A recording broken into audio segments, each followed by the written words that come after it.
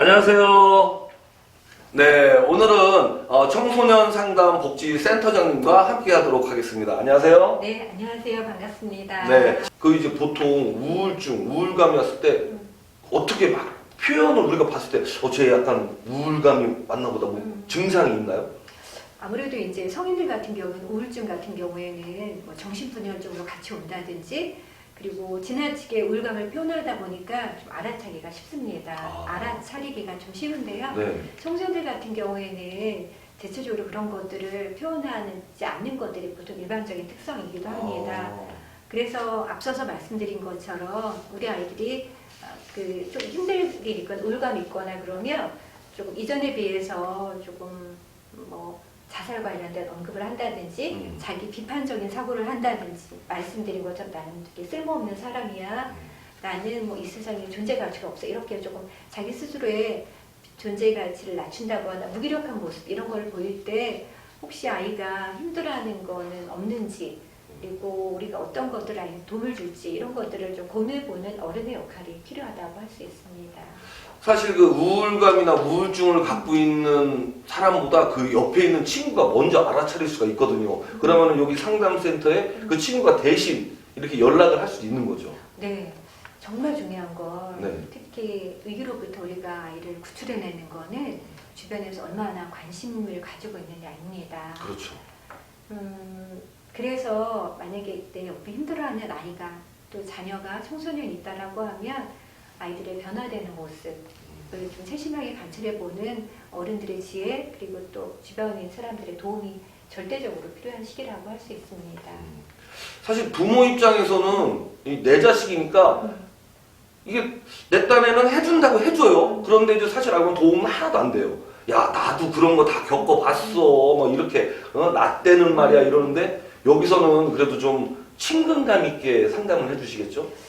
아무래도 이제 저도 자녀를 둔 부모이기도 하지만 그 부모님들이 자녀들을 대할 때는 또 감정이 앞서다 보니까 그렇죠. 네. 사실은 아이를 객관적으로 바라보는데 한계가 많이 있습니다. 그래서 대화를 시도를 많이 하시는데요. 대화를 시도하는 방법에 있어서 말씀 주신 것처럼 또 부모님들이 성장할 시기와 지금 아이들이 성장할 시기에 다양한 환경적인 변화, 또 심리적인 변화들이 있다 보니까 일을 하는 데 있어서 굉장히 또 한계가 많이 있을 수 있습니다. 그래서 정말 굉장히 노력해도 쉽지 않고 괜히 더 많이 삐그덕거린다라고 하면 전문적인 상담 기관을 이용해 보시는 것도 한 가지 해결책이라고 말씀드릴 수 있겠습니다. 그렇죠. 처음엔 좋게 얘기하다가 제가 제 경험으로 봤을 때는 처음에는 그래 하다가 나중에는 욕 나오더라고요. 그래서 보통 네. 대화한다고 할 때 대놓고 화낸다라는 표현을 좀 많이 하시기도 하십니다. 대화가 대놓고 화낸다. 네.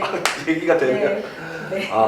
그러니까 여기서는 최소한 전문가들이시니까 일단 다 들어줄 거 아니에요. 네, 상담의 가장 중요한 장점이 아이를 들어주고 또 공감해주고 이해해주는 게 이제 장점이라고 볼 수 있고요.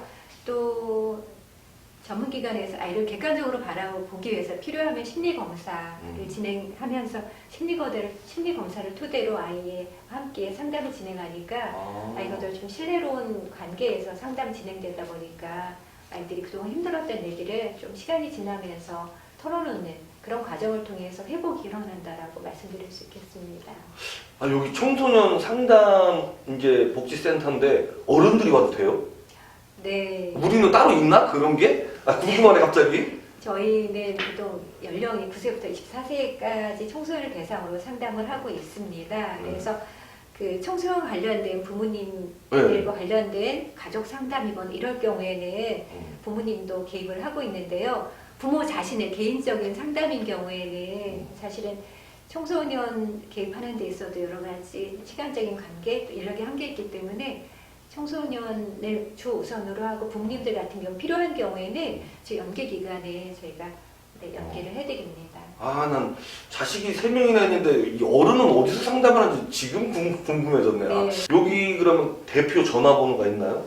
네, 저희 대표 전화번호 있습니다. 네. 그 전국적으로 청소년 전화는 1388 연중 무료로 운영이 되고 있는데요. 네. 저희 청주 시내에는 또 지역에 또 청소년 센터가 3군데 있다 보니까 조금 번역을 나눠서 진행을 하고 있는데요. 그래서 저희는 청소년 전화 앞에 275 275-1388 청소년 전화를 저희가 사용하고 있습니다. 275-1388 이건 네. 청주 직통. 네, 그렇습니다. 여기에 청소년들이 여기에 오기까지 상당히 아마 고민을 많이 할 거예요. 일단 친구들하고 얘기했다가 아유 야 여기 좋은 데가 있대더라. 거기 얘기 다 들어주고 또 이제 방향도 제시한다더라. 여기가 진짜 청소년들한테 문이 활짝 열려 있는 곳이죠. 말씀 주신 것처럼 아이들이 상담하는 데서 일차적으로 가장 중요한 것이 그 비밀 보장입니다. 그렇죠. 비밀이 보장되지 않는다면 아이들이 이곳에 와서 본인의 저 깊은 내면에 있는 얘기를 꺼내놓을 수가 없겠죠. 기본적으로 이제 비밀 보장을 일차적으로 하고 있고요. 근데 비밀 보장이 안 되는 사례들은 있습니다. 예를 들면 아이가 굉장히 생명의 위협을 네, 저희가 파악했을 때 그럴 때는 분명히 보호자에게 인지해야 되는 것들, 그렇죠. 알려드려야 되는 것들이 있고 그래서 비밀 보장 제외 사항들이 있습니다. 그런 것들을 제외하고는 비밀이 기본적으로 보장이 되고요. 근데 사실은 저희가 아이들을 위해서 전문가들이 함께하고 또 이렇게 상담을 통해서 도움을 받다라고 홍보를 하지만 또 상담 이전에 비해서는 굉장히 많이 좀 인식이 조금 달라지긴 했습니다. 꼭 문제가 있어야만 상담실에 가는 거 아니야, 상담실한테 가는 거 아니야라는 예전에는 뭐 흔히 말하는 표현이 좀 거칠지만 네. 뭐 상담센터에 가면 뭐 정신적으로 이상한 사람 있는 거 아니야 이런 얘기를 사실은 심심치 않겠잖아요. 네네. 지금은 사실 많이 달라지긴 했지만 그래도 여전히 상담센터를 방문하는 거에 있어서는 조금 더 두려움을 갖는 청소년들이 많다라고 볼 수 있어요. 그런데 이제 사실은 우리가 몸이 아프면 그 감기가 걸리면 병원에 가는 것처럼 그렇죠. 마음에 어려운 일이 있을 때 네. 내가 혼자 고민해도 해결 방법이 나오지 않을 때 같이 와서 고민을 같이 찾아보고 고민을 같이 얘기를 나누면서 방법을 같이 찾아보는 곳이거든요. 그래서 좀 더 편안한 마음으로 저희 청소년 상담복지센터를 이용하셨으면 좋겠고요. 이곳을 통해서 아이들이 더 많은 그 마음의 짐을 좀 덜어내고 행복한 청소년으로 좀 거듭났으면 하는 바람에서 저희가 열심히 최선을 다하려고 하고 있습니다.